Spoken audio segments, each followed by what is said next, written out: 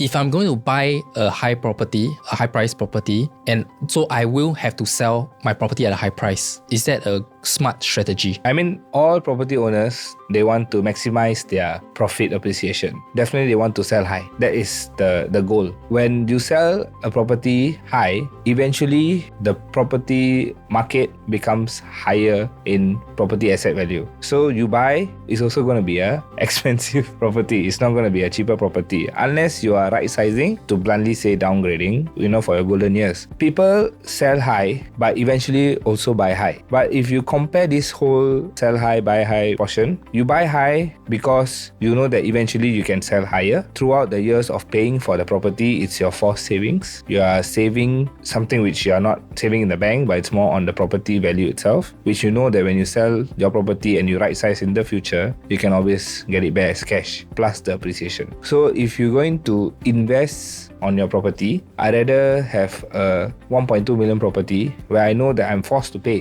$4,000 every month, and I know I can afford this $4,000 and it's within my tolerable means to do so. So I invest in this property as my forced saving rather than 800,000 property where I'm going to pay 2,000 and that's what I'm going to get back at the end when I sell this house. Is buying high a strategy? No, it's more of the forced saving portion is the strategy. But yes, any property which is reasonably high enough when you buy means there's also growth happening in the area, which might give you a better appreciation. If you buy a 800,000 property and you only appreciate 100k in 10 years, but if you buy a 1.2 million property and you appreciate 500,000 in that 10 years, is the 1.2 million a better investment? Surely, because your returns is much higher than the 800,000 property. So it's not about selling high or buying high. It's more of buying the right property which you feel, or based on advice, feels that it will appreciate.